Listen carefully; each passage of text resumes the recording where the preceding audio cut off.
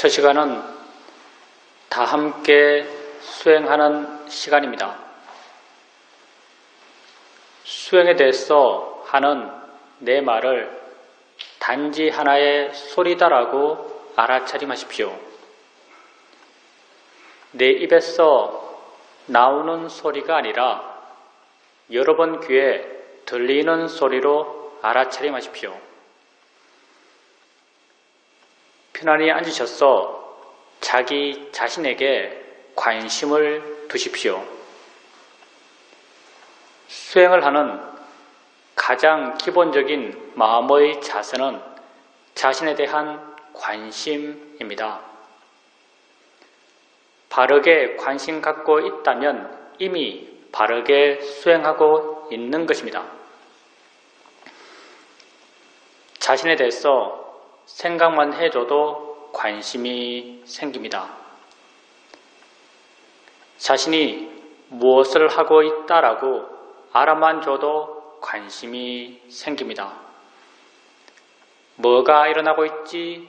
이렇게 자신에 대해서 질문을 해줘도 관심이 생깁니다. 내가 내 자신에게 관심을 두게 되면 자연스럽게 알아지는 것들이 있습니다. 엉덩이 느낌을 알 수 있습니다. 손의 느낌을 알 수 있습니다. 옷과 피부가 닿은 느낌을 알 수 있습니다. 소리 들림을 알 수 있습니다. 생각이 일어나면 생각이 일어났다는 것을 알 수 있습니다. 이렇게 알 수 있는 것들을 알아가시면 됩니다. 이것이 우리가 하는 알아차림 명상입니다. 그럼 왜 우리는 이런 것들을 알아가야 할까요? 수행은 나 자신을 이해하기 위해서 하는 것입니다. 나는 어떤 존재일까요? 지금 자신을 한번 바라봐 보십시오. 여러분은 어떤 존재입니까? 나는 과거에 있지 않고 미래에 있지 않고 지금 현재 여기에 있는 존재입니다. 나는 오직 여기 이 순간을 살아갈 뿐입니다. 이 순간 나의 삶이란 무엇인가요? 여러분은 무엇을 하면서 이 순간을 살아가고 계십니까? 나는 보면서, 들으면서, 느끼면서, 생각하면서 이 순간을 살아갑니다. 그렇지만 보는 나, 듣는 나, 느끼는 나, 생각하는 내가 따로 있지 않습니다. 봄 이 자체가 나의 삶입니다. 들음 이 자체가 나의 존재입니다. 느낌의 진행 이 자체가 내 삶의 진행입니다. 생각의 진행 이 자체가 내 존재의 진행입니다. 나는 이 순간 일어나고 있는 6가지 감각기관, 눈, 코, 귀, 입, 몸, 마음에서의 알의 일어남의 존재입니다. 나는 지금 알아감으로 지금 살아간다라고 말할 수 있습니다. 나를 이해하기 위해서 이러한 알의 일어남, 존재의 진행을 알아가고 이해해 가야 합니다. 엉덩이에 느낌 있을 때 느낌 있다라고 아십시오. 느낌의 일어남이 곧 내 삶의 일어남입니다. 손에 느낌 있을 때 느낌 있다라고 아십시오. 손과 엉덩이란 것은 중요하지 않습니다. 왜냐하면 실제가 아니기 때문입니다. 불교에서 말해지는 모든 실제, 곧 법이라고 하는 것은 모두 다 알물 기준으로 정의된 것입니다. 나의 존재라고 하는 것이 이 순간 알머의 진행이기 때문에 이러한 알머의 진행에 진짜 있는 것, 실제 체험되는 것, 이걸 우린 실제, 법이라고 정의합니다. 지금 여러분에겐 손의 느낌이 있습니다. 한번 보십시오. 여러분이 실제로 아는 것은 손입니까? 아니면 느낌입니까? 여러분이 실제로 아는 것은 느낌입니다. 손은 느낌을 통해서 생각되어진 것입니다. 느낌이 실제이고 손을 관념이라고 합니다. 실제 있는 느낌을 아십시오. 무엇의 어떤 느낌이 되었던 단지 느낌 있다라고 아십시오. 느낌을 단지 느낌이다라고 이해할 수 있다면 느낌이 만들어내는 모든 관념들, 손의 느낌, 엉덩이 느낌, 아픈 느낌, 괴로운 느낌, 이러한 모든 관념들로부터 우리는 자유로울 수 있습니다. 실제는 다 느낌이기 때문입니다. 소리 있을 때 소리 있다라고 아십시오. 그 소리가 새 소리든 바람 소리든 자동차 소리든 그건 중요하지 않습니다. 왜냐하면 소리 들음에 있어서 새, 바람, 자동차란 것은 실제 하는 것이 아니기 때문입니다. 내가 집 안에 있으면서 자동차 소리를 들을 때 실제 아는 것은 소리입니다. 자동차는 소리를 통해서 생각되어진 것입니다. 실제 있는 소리를 아십시오. 무엇의 어떤 소리가 되었던 단지 소리 있다라고 아십시오. 소리를 단지 소리다라고 이해할 수 있다면 소리가 만들어내는 모든 관념들, 자동차 소리, 시끄러운 소리, 나를 욕하는 소리, 이러한 모든 관념들로부터 우리는 자유로울 수 있습니다. 실제는 다 같은 소리일 뿐이기 때문입니다. 생각 있을 때 생각 있다라고 아십시오. 그 생각이 어떤 내용의 생각인지는 중요하지 않습니다. 왜냐하면 생각의 내용은 실제 내 삶의 체험이 아니기 때문입니다. 내가 지금 서울 있는 내 아들을 생각한다 하더라도 아들이 내 앞에 있어서 보고 만질 수 있는 것이 아닙니다. 생각 속의 아들은 실제 아들이 아닙니다. 단지 생각 있다라고 아십시오. 생각을 단지 생각이다라고 통찰할 수 있다면 생각이 만들어내는 모든 생각의 내용들로부터 우리는 자유로울 수 있습니다. 나를 사기친 사람에 대한 생각이든 우리 집에 있는 귀여운 고양이에 대한 생각이든 둘 다 몇몇 영상과 언어화된 내용들이 내 마음을 지나가고 있을 뿐입니다. 그 어떤 생각도 실제의 물리력을 갖고 있지 않습니다. 그렇지만 우리는 어떤 생각을 하면 두려워하고 어떤 생각을 하면 걱정합니다. 이건 생각의 내용을 마치 내가 지금 체험하듯이 믿는 어리석은 마음이 있기 때문입니다. 나는 지금 생각하는 것이지 체험하는 것이 아닙니다. 생각하면서 체험하듯이 고통받고 있다면 이건 진정 어리석기 때문입니다. 단지 생각 있다라고 아십시오. 수행을 처음 할 때, 마음의 힘이 약할 때, 내가 내 자신을 알아갈 때면 마음은 대상들을 쫓아다닙니다.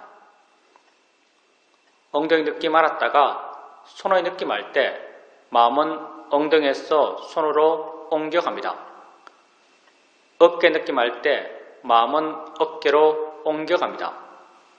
소리 들을 때 마음은 귀로 옮겨갑니다. 이렇게 대상을 하나하나 옮겨 다니면서 알아가고 계시다면 가볍고 활기차게 대상들을 옮겨 다니면서 알아가십시오. 이렇게 하나하나의 대상을 알아갈 때 어느 한 대상을 자세하게 보려고 하지 마십시오. 대상을 자세하게 보는 것, 힘 주어서 보는 것, 그것만 보는 것, 이런 것은 우리 수행에 전혀 맞지 않습니다. 대상을 가볍게 아십시오. 그것이 있다라고 가볍게 인지해 주는 정도면 충분합니다. 있다라고 마음속으로 생각해 줄 필요도 없습니다. 알아지고 있기만 하면 됩니다. 이렇게 가볍게 있다라고 알게 되면 수행하는 마음이 가볍습니다. 다른 대상이 쉽게 드러납니다. 드러난 다른 대상으로 마음을 옮겨 주십시오. 또 다른 대상이 쉽게 드러납니다. 또 다른 대상으로 마음을 옮겨 주십시오. 이렇게 가볍게 알아차림하고 쉽게 대상을 바꿔가면서 알아차림해 가십시오. 수행은 좋은 마음을 기르기 위해서 하는 것입니다. 우리가 이 수행을 통해서 개발해가는 가장 기본적인 좋은 마음은 마음의 고요함과 마음의 활발함입니다.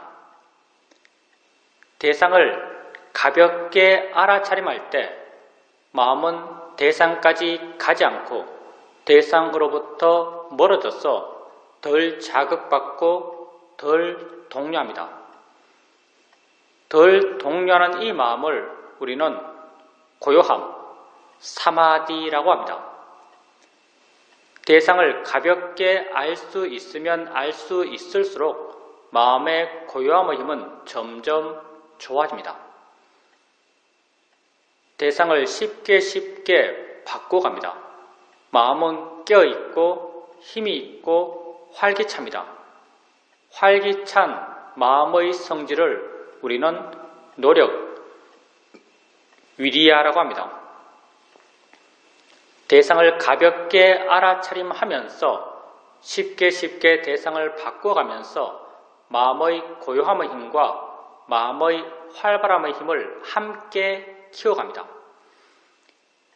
이렇게 좋은 마음의 힘들이 좋아지게 되면 어느 순간 내가 한 대상을 알았을 때 마음이 이미 스스로 다른 대상을 알고 있습니다. 마음이 스스로 안 다른 대상으로 마음을 옮겨줍니다. 그 순간 마음은 또 다른 대상을 이미 알고 있습니다. 또 다른 대상으로 마음을 옮겨줍니다. 이렇게 마음이 스스로 안 대상으로 사후적으로 수동적으로 옮겨가며 있다라고 압니다. 수동적 알아차림이 점점 자연스러워지고 점점 부드러워지고 점점 빨라져 갑니다. 내가 한 대상 한 대상을 띄엄띄엄 옮겨가며 알아갈 땐 그 대상들을 옮겨 다니는 마음의 힘은 나의 힘처럼 느껴졌습니다. 수동적 알아차림이 점점 자연스러워지고 빨라져 갈 때 그 대상들을 옮겨 다니는 마음의 힘은 나의 힘이 아닌 마음의 내재적 순발력처럼 느껴집니다. 수행에서 나의 개입, 나의 노력이 점점 줄어들어 가는 것입니다. 불교 수행의 바른 길을 말할 때 그 하나가 내가 줄어들어 가는 길이라고 말할 수 있습니다. 수동적 알아차림을 통해서 마음의 고요함의 힘과 활발함의 힘은 더욱 좋아집니다. 이렇게 좋은 마음의 힘들이 좋아지게 되면 어느 순간 내가 알려는 마음을 전혀 내지 않는데도 여러 대상들이 자연스럽게 알아집니다. 나는 그 각각의 대상을 알려는 마음을 전혀 내지 않습니다. 각각의 대상들은 자신들의 고유한 성질대로 알아지고 있고 각각의 대상들과 함께 일어나는 각각의 마음들은 또한 자신들의 고유한 성질대로 알고 있습니다. 나는 단지 물러나서 이 여러 일어남들을 지켜볼 수 있습니다. 우리가 알려는 마음을 전혀 내지 않는데도 여러 대상들을 알 수 있는 것은 너무나 자연스러운 것입니다. 아무 생각 없이 길거리를 걸어가고 있을 때 나는 몇 가지 소리를 들으면서 걷고 있을까요? 수많은 소리를 들으면서 걷고 있을 것입니다. 수많은 소리, 그 각각이 자신들의 고유한 성질대로 들려지고 있고 수많은 소리와 함께 일어나는 수많은 듣는 마음, 그 각각이 자신들의 고유한 성질대로 듣고 있습니다. 나는 단지 물러나서 이 여러 일어남들을 지켜볼 수 있습니다. 이렇게 알아차림의 상태가 변해갑니다. 처음에는 하나하나의 대상을 띄엄띄엄 옮겨가며 알아갈 수 있었습니다. 나중에는 마음이 스스로 아는 것을 부드럽게 옮겨가며 있다라고 알 수 있었습니다. 또 나중에는 알려는 마음을 전혀 내지 않는 상태에서 여러 가지 것들이 자연스럽게 알아지는 걸로 알아갈 수 있었습니다. 이렇게 알아차림의 상태가 변해가는 것은 알아지는 것이 변했기 때문이 아닙니다. 수행하는 마음이 변했기 때문입니다. 수행하는 마음의 고요함의 힘과 활발함의 힘들이 좋아졌기 때문에 이러한 알아차림의 변화가 가능했던 것입니다. 이렇게 물러나서 여러 일어남들을 단지 지켜볼 수 있을 만큼 수행하는 마음이 좋아졌을 때 조금씩 실제 하는 것에 대한 이해가 마음에 자연스럽게 생겨납니다. 우리의 수행의 상태는 우리의 마음의 상태에 따라서 잘 된다라고 느껴지기도 하고 안 된다라고 느껴지기도 합니다. 주로 좌선할 때 마음은 쉽게 둔해지고 멍해지고 알아지는 것이 없다라고 여겨집니다. 이건 마음의 활발함이 약해졌기 때문입니다. 이럴 땐 질문을 통해서 마음의 활발함을 깨워주십시오. 뭐가 일어나고 있지? 라고 한번 물어보십시오. 순간 마음이 좀 넓어진 듯 느껴지고 밝아진 듯 느껴지면서 알지 못했던 뭔가가 드러날 것입니다. 이렇게 드러나는 것을 알아가면서 수행해 가십시오. 질문을 해도 마음이 깨어나지 않는다면 일어나서 걸으십시오. 자신에게 관심을 갖고 보통의 속도로 걸어가십시오. 걷게 되면 몸이 활발해지고 몸이 활발해지면 마음 또한 활발해집니다. 걸을 때 마음이 활발하기 때문에 알 수 있는 것들이 쉽게 드러납니다. 이렇게 드러나는 알 수 있는 것들을 알아가면서 수행해 가십시오. 우리 수행에서 앉아서 하는 수행과 걸으면서 하는 수행의 수행적 비중은 50대 50입니다. 어떤 땐 마음이 아주 활기찹니다. 이 대상, 저 대상을 활기차게 알아가고 있습니다. 이렇게 마음이 활기차게 대상들을 알아가고 있을 때 가끔 한 번씩 알겠다는 생각을 멈추어 보십시오. 가만히 한번 있어 보십시오. 내가 알겠다는 생각을 멈춰도 알미 멈춰지지 않는다라는 것을 발견하실 것입니다. 내가 알려 하지 않아도 마음은 여전히 알고 있습니다. 왜 그럴까요? 내가 알아왔던 것이 아니기 때문입니다. 원래 마음이 조건되어서 스스로 알아왔던 것이기 때문에 내가 알려 하지 않아도 알면 멈춰지질 않습니다. 내가 알려 하지 않는데도 알아질 땐 하나의 대상만이 알아지는 것이 아니라 여러 대상들이 자연스럽게 알아집니다. 나는 단지 물러나서 이 여러 일어남들을 지켜볼 수 있습니다. 이렇게 물러나서 여러 일어남들을 지켜볼 수 있고 마음의 힘이 좀 좋다라고 여겨질 때 알아지는 것을 알면서 스스로 아는가라고 한번 물어보십시오. 마음의 힘이 좋을 때 알아지는 것을 알면서 아는가라고 묻게 되면 안다는 것이 마음에 이해됩니다. 아는군 이란 내적 수긍의 느낌이 생겨납니다. 안다고 알면 마음을 아는 것입니다. 마음은 어느 곳에 고정적으로 있어서 있다고 말하지 않습니다. 마음은 작용하기 때문에 있다고 말하고 일어나기 때문에 있다고 말합니다. 마음을 안다는 것은 그렇게 작용한다라고 이해하는 것입니다. 작용 그 자체가 마음입니다. 작용한다라고 이해하면 마음을 이해한 것입니다. 아는가라고 물었을 때 아는군 이란 내적 수긍이 생겨난다면 마음의 아는 작용을 이해한 것입니다.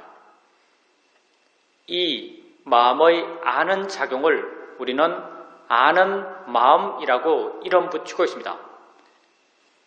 이 마음의 이름이 비록 아는 마음이지만 이 마음은 대상이 무엇인지, 대상의 가치가 어떤지, 대상의 이름이 무엇인지를 아는 마음은 아닙니다.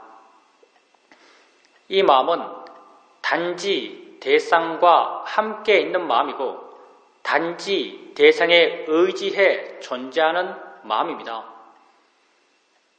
소리 들을 때 내가 알고 있는 이 소리 혼자 존재하는 것이 아니라 소리와 더불어 함께 있는 다른 무엇이 있다라고 이해된다면 이건 소리 아는 마음을 이해한 것입니다. 느낌할 때 내가 알고 있는 이 느낌 혼자 존재하는 것이 아니라 느낌에 의지해 존재하는 다른 무엇이 있다라고 이해된다면 이건 느낌, 아는 마음을 이해한 것입니다.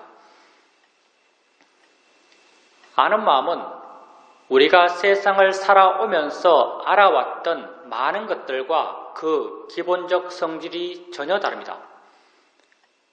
우리는 세상에서 많은 것을 알면서 살아왔습니다.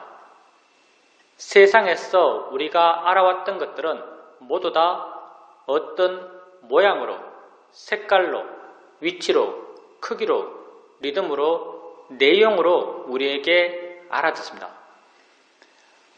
우리가 세상에서 안 이런 위치, 모양, 색깔, 크기, 리듬, 내용들은 모두 다 관념입니다.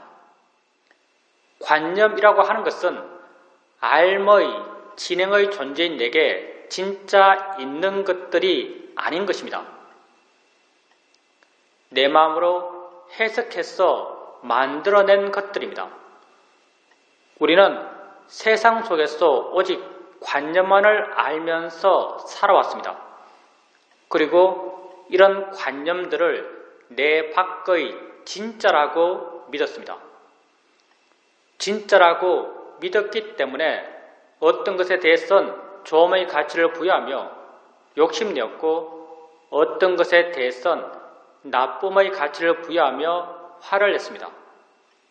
그렇게 욕심과 화 가운데에서 나는 고통받아 왔습니다. 아는 마음은 관념이 아닙니다. 아는 마음은 내게 진짜 있는 법입니다. 지금 여러분에겐 엉덩이에 느낌이 있습니다. 여러분은 어떻게 느낌 있다라고 말할 수 있을까요? 그 느낌을 알기 때문입니다. 분명 느낌 아는 무엇이 있습니다. 근데 이 무엇은 어디에 있나요? 얼마나 큰가요? 어떤 색깔인가요? 어떤 모양인가요?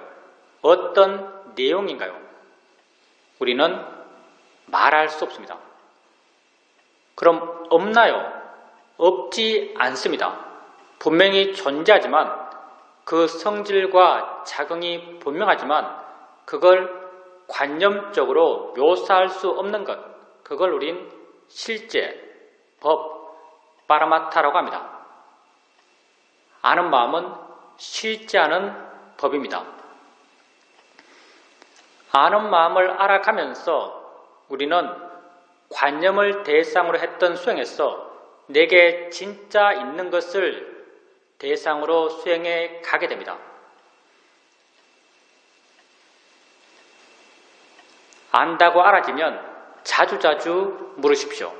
아는가 묻고 안다는 걸 확인하고 아는가 묻고 안다는 걸 확인해 가십시오.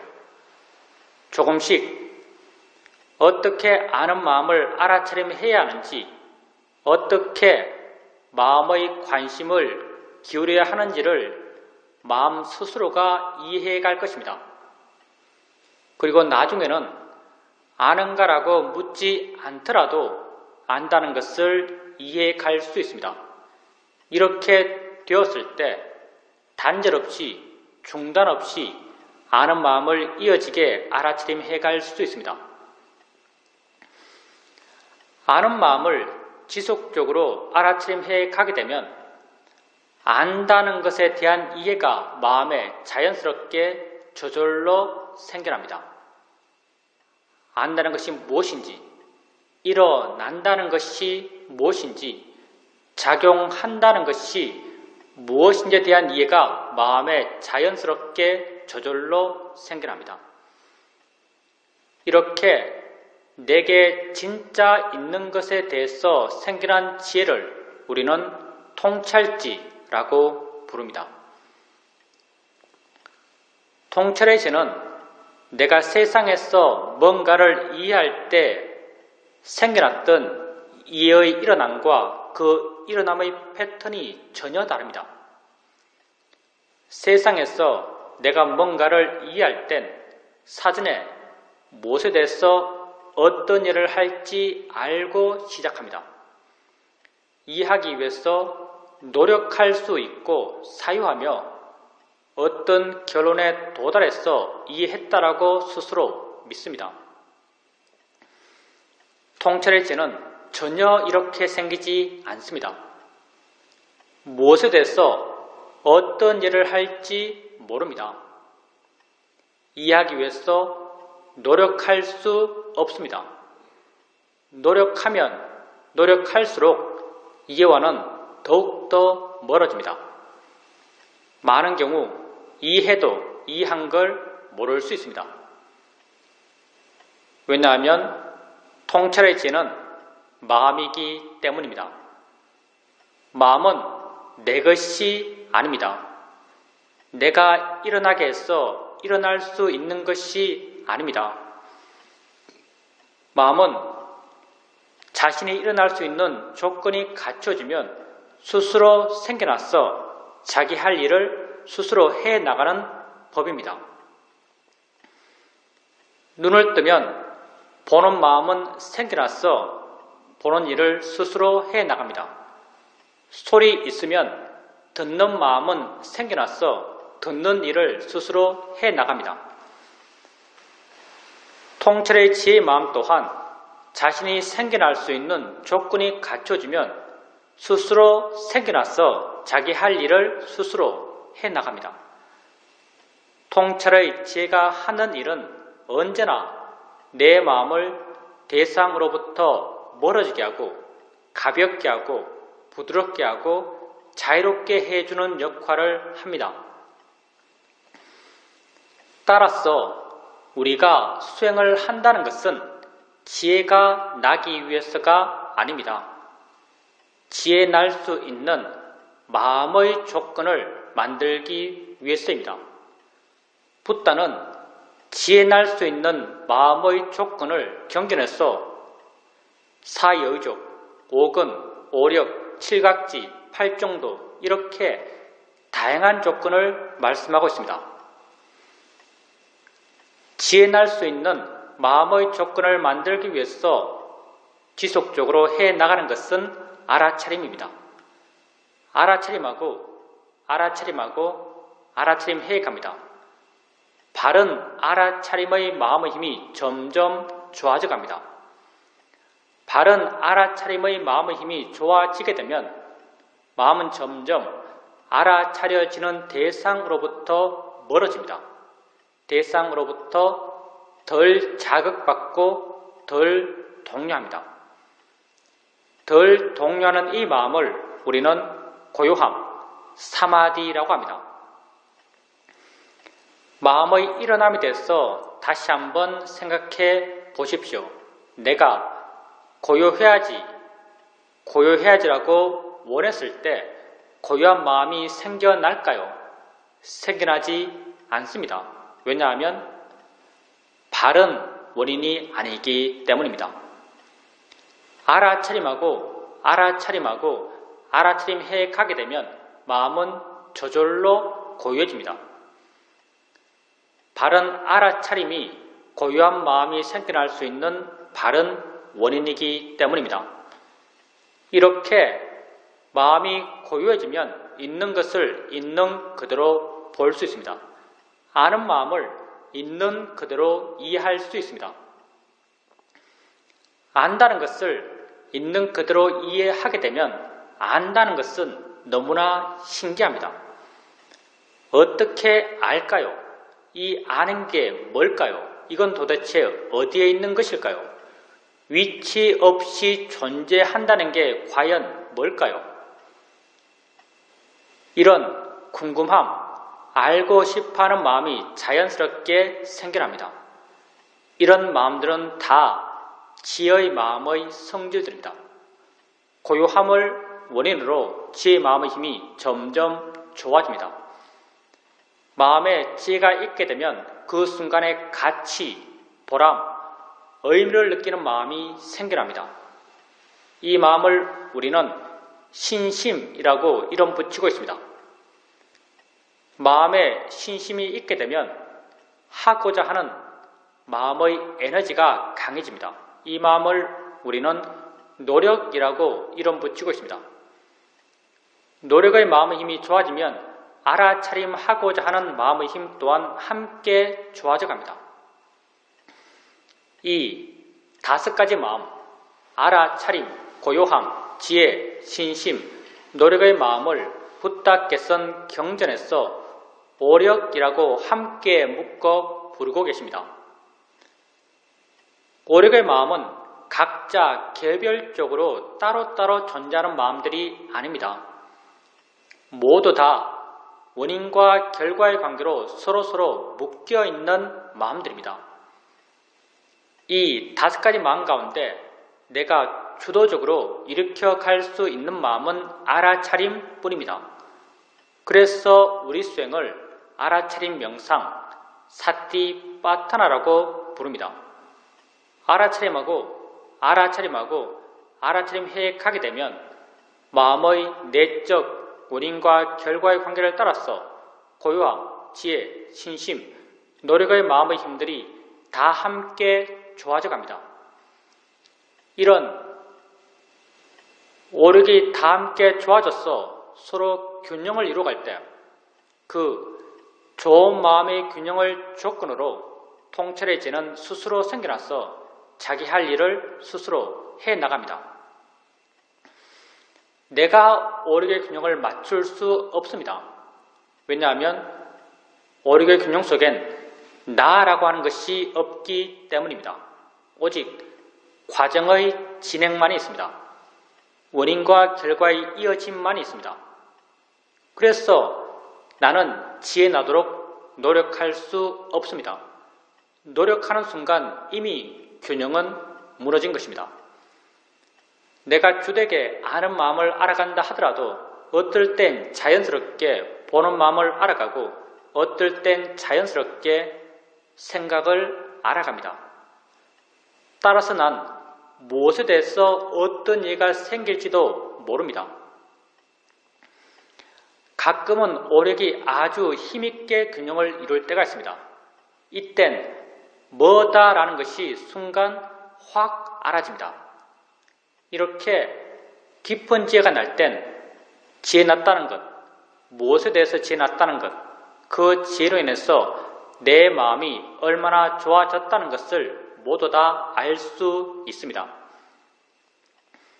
그렇지만 수행의 과정에서 많은 경우 오력은 약한 상태로 균형을 이룹니다. 이런 약한 균형 속에서도 작은 지혜들이 조금씩 생겨납니다. 이럴 땐 지혜 생겨나도 지혜 난 걸 모를 수 있습니다. 한참의 시간이 지난 뒤에 이런 작은 지혜들이 모여서 커졌을 때 스스로를 돌아보면 내게 이런 예가 생겼구나라는 것이 확인됩니다. 지혜 난 게 내게 알아지든 알아지지 않든 우리 모두의 마음의 조건이 그러하기 때문에 알아지는 것을 지속적으로 바르게 알아차림해 가게 되면 그것에 대한 지혜는 반드시 생겨납니다. 아는 마음을 지속적으로 알아가게 되면 안다는 것에 대한 이해는 반드시 생겨납니다.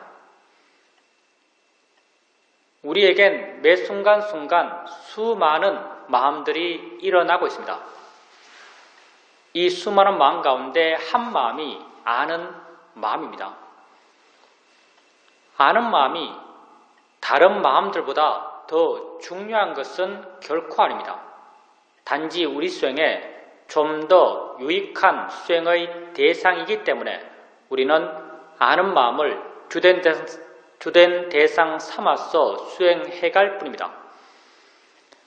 안다는 것에 대한 이해가 점점 깊어져 감에 따라서 다른 모든 마음에 대한 이해 또한 더불어 함께 깊어져 갑니다. 왜냐하면 내가 이해가 깊어져 가는 그것들은 모든 마음에 공통된 것들이기 때문입니다. 우리는 오직 법의 일반적 특성에 대한 이해가 깊어져 갈 뿐입니다. 이렇게 한 마음에 대한 이해가 깊어지면 다른 모든 마음에 대한 이해 또한 더불어 함께 깊어져 갑니다.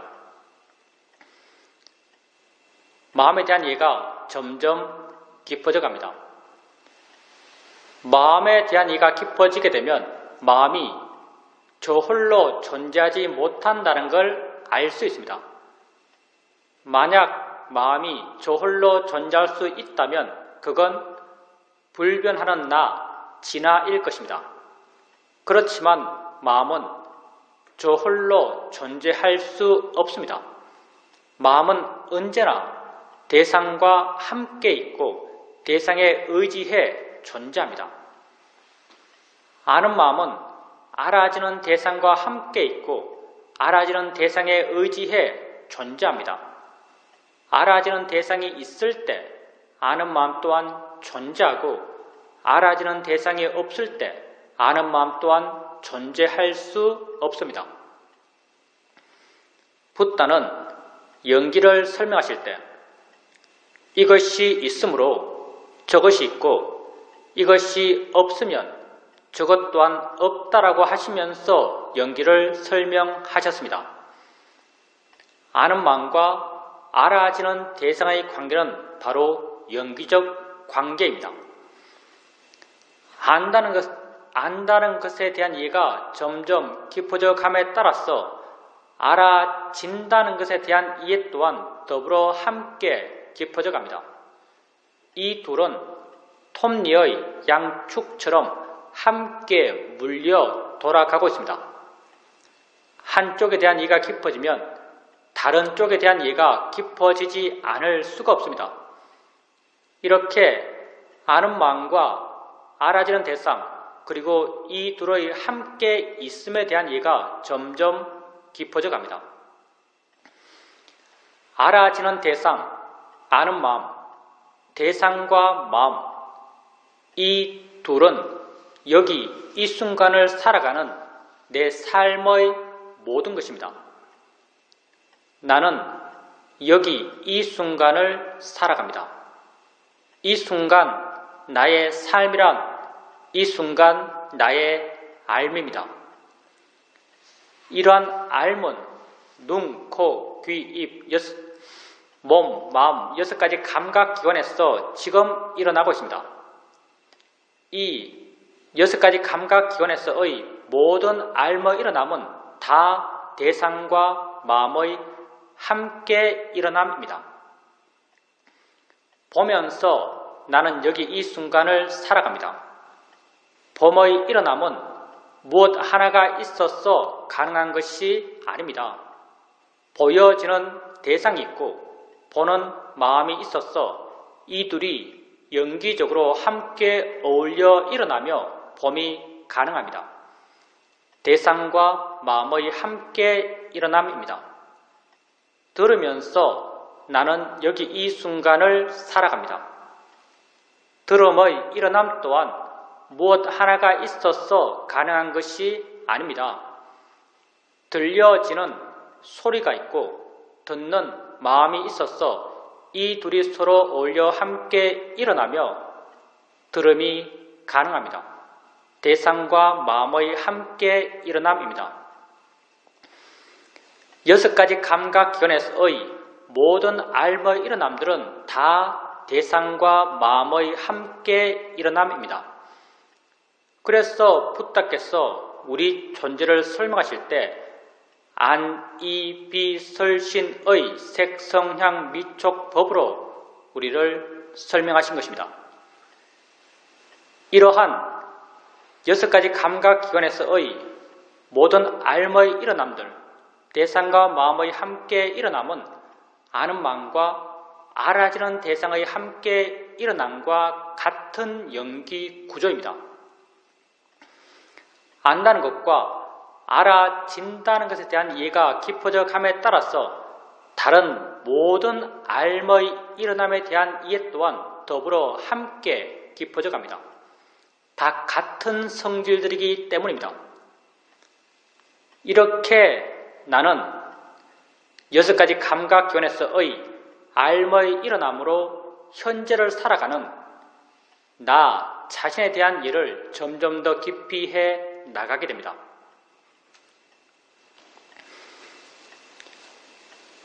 수행을 하는 데 있어서는 어떻게 수행하는것보다 더욱 중요한 것이 어떤 마음으로 수행하는가입니다. 바른 마음으로 수행하는 것이 가장 중요합니다. 모든 마음은 대상을 갖습니다. 바른 마음 또한 대상에 대한 바른 마음입니다.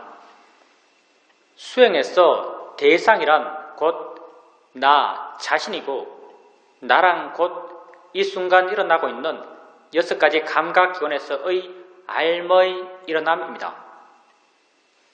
이런 일어남에 대해서 바른 마음이 되기 위해서는 이 일어남에 대해서 바른 견해를 갖고 있어야 합니다. 붓다는 우리가 우리 자신에 대해서 가져야 할 바른 견해로 무상, 고, 무아를 말씀하십니다. 우리는 붓다가 제시하신 이 3가지 바른 견해 가운데 무아적 시각을 중심으로 수행해 가고자 합니다. 무아라는 말이 너무나 함축적이고 많은 오해의 가능성을 갖고 있기 때문에 우리는 무아라는 말 대신 자연의 이치다란 말을 사용합니다. 자연의 이치란 말은 무아라는 말의 내적 의미입니다. 일어나는 모든 것은 자연의 이치입니다. 조건 따라 일어난 것입니다. 일어날 수밖에 없었기 때문에 일어난 것입니다. 무아적 현상입니다. 내가 한 것이 아닙니다. 바닥에 손을 대면 느낌이 일어납니다. 느끼지 않겠다라고 하더라도 느끼지 않을 수가 없습니다. 누가 느낄까요? 느끼는 마음이 느낍니다. 닿기 전에 느끼는 마음은 있었을까요? 닿기 전에 느끼는 마음은 없었습니다. 닿는 순간 그 다음을 조건으로 느끼는 마음은 스스로 생겨나서 자기 할 일인 느끼는 작용을 스스로 해나갑니다. 나는 이러한 느낌의 일어남과 느낌의 진행을 통제할 수 없습니다. 느낌의 일어남은 자연의 이치로 일어난 것입니다. 느낌을 알아갈 때 자연의 이치 달한 바른 견해가 수행하는 마음에 있어야 합니다. 눈을 뜨면 봅니다. 보지 않을 수가 없습니다. 소리 있으면 듣습니다. 듣지 않을 수 없습니다. 우리는 내가 듣기 싫은 소리도 들어야 합니다. 왜냐하면 내가 듣는 것이 아니기 때문입니다. 자연의 이치로 일어난 것입니다. 냄새 나는 것 코 가까이 오면 냄새 납니다. 입에 맛나는 것 넣으면 맛이 납니다. 모를 수가 없습니다. 자연의 이치로 일어난 것입니다. 생각할 것이 있으면 마음은 생각합니다. 생각하지 말아야지라고 해서 생각하지 않을 수 있을까요? 우린 살아오면서 이런 경우를 종종 만납니다. 어떤 사람에게 아주 강하게 화가 났습니다. 돌아서서 홀로 되었는데도 여전히 그 사람 생각하며 화내며 괴로워하고 있습니다. 이때 우린 종종 이런 판단을 합니다. 그 사람과 이미 헤어졌고 나 혼자 있으면서 그 사람 생각하고 화내고 괴로워하는 것은 나만 손해다. 그 사람 생각 이제 그만하자. 이렇게 결심합니다. 이렇게 결심했을 때 그 사람 생각을 그만둘 수 있던가요? 우리는 그만둘 수 없습니다. 처음에 아주 잠깐 그만하자라는 결의의 마음의 힘으로 생각 일어남을 짧게 눌러둘 수 있지만 조금의 시간이 지나면 나도 모르게 그 사람 생각하며 화내며 괴로워하고 있는 나 자신을 발견하게 됩니다. 내가 하기 싫은 생각, 하면 괴로운 생각, 하지 않겠다라고 결심한 생각을 나는 안 할 수가 없습니다. 왜냐하면 생각을 내가 하는 것이 아니기 때문입니다. 그 사람과 관련된 마음의 조건이 이미 강하게 형성되어 있고 그 조건 속에서 생각하는 마음이 스스로 생겨나서 생각하는 일을 스스로 해 나가기 때문에 나는 그 생각 일어남을 통제할 수 없습니다. 생각의 일어남은 자연의 이치로 일어난 것입니다.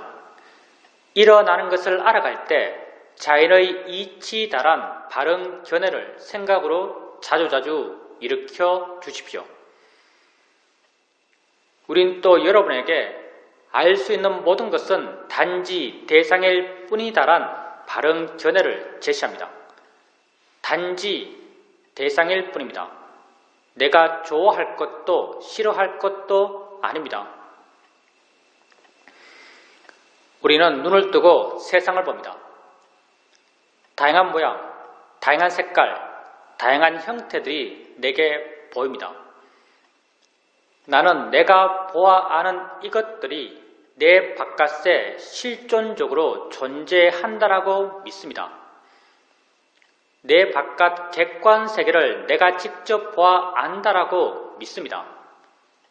과연 우리가 우리 바깥 객관 세계를 직접 알면서 살까요? 우리는 이렇게 살지 않습니다. 우리 바깥 객관 세계를 알면서 사는 것이 아니라 내 안에서 주관적으로 해석된 세상을 알면서 살고 있습니다. 지금 내 앞에 이런 모양, 이런 크기의 자동차가 있습니다. 눈을 뜨고 봅니다. 나는 내가 보아 아는 이 자동차가 내 바깥에 실제 있다라고 믿고 있고 내 밖의 자동차를 내가 직접 보아 안다라고 믿습니다. 만약 내 밖의 자동차를 내가 직접 보아 안다면 내 눈에서 뭔가가 나가야 합니다.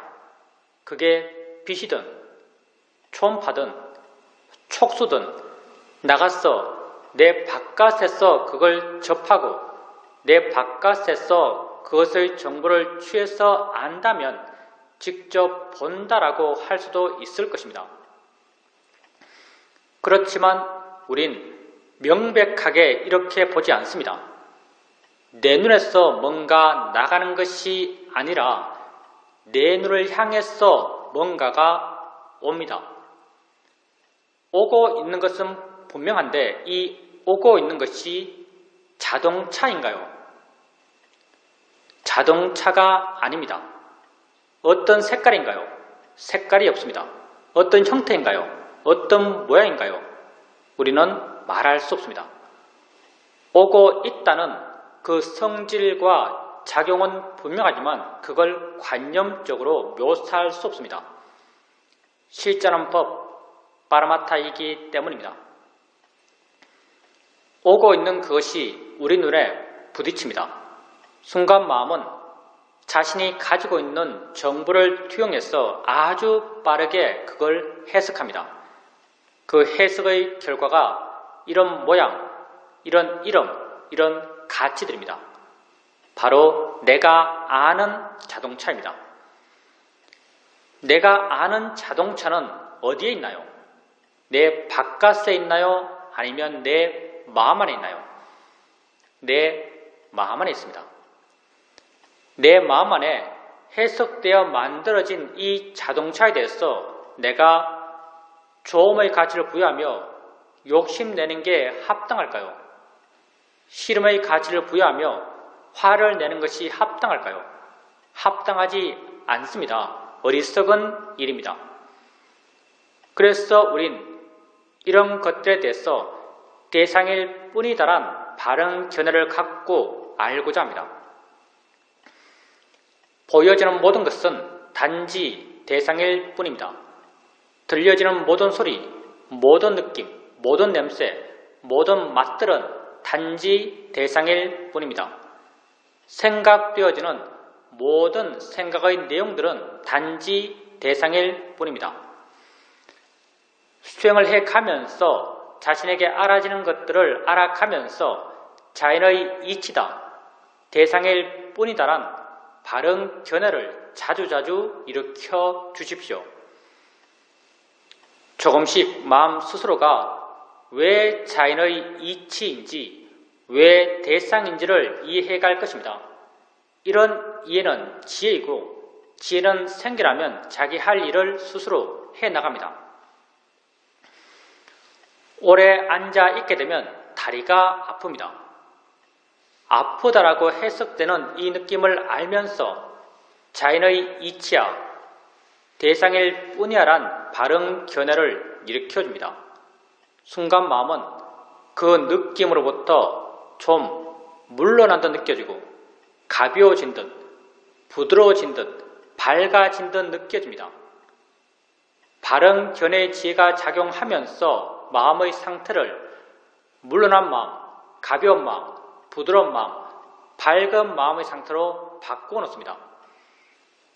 이렇게 지혜로 인해서 바뀌어진 마음을 우리는 바른 마음이라고 말합니다. 마음이 바르게 되었을 때 바르게 알아차림할 수 있고 바른 이해가 생겨날 수 있습니다. 누가 우리에게 이 수행에서 가장 중요한 한 가지는 무엇입니까? 라고 묻는다면 우리는 언제나 한결같이 이 수행에서 가장 중요한 한 가지는 바른 견해다라고 말합니다. 바른 견해가 있을 때 수행하는 것이고 바른 견해가 없을 때 수행하지 않는 것입니다. 수행하는 마음에 바른 견해가 있도록 하십시오. 항상 자기 자신에게 관심을 두십시오. 나는 내가 아는 세상 속에서 살아가고 있습니다. 내가 아는 세상은 다 내 안의 세상입니다. 나 이외에 무엇에 관심 두겠습니까? 진정 관심 둬야 할 대상은 나 자신입니다. 자신에게 관심을 두십시오. 나는 이 순간 일어나고 있는 6가지 감각기관에서의 알머의 일어남의 존재입니다. 이러한 일어남을 자연의 이치다, 대상일 뿐이다란 바른 견해를 일으켜주면서 알아가십시오. 알아차리는 마음의 힘이 좋아져 가면서 그것과 원인과 결과의 관계에 있는 다른 좋은 마음의 힘들이 다 함께 좋아져 갈 것입니다. 이러한 좋은 마음의 균형 속에서 그 일어남에 대한 이해가 마음에 자연스럽게 생겨납니다. 이해는 생겨나면 나를 자유롭게 합니다. 봄에 대한 이해는 보여지는 것으로부터 나를 자유롭게 합니다.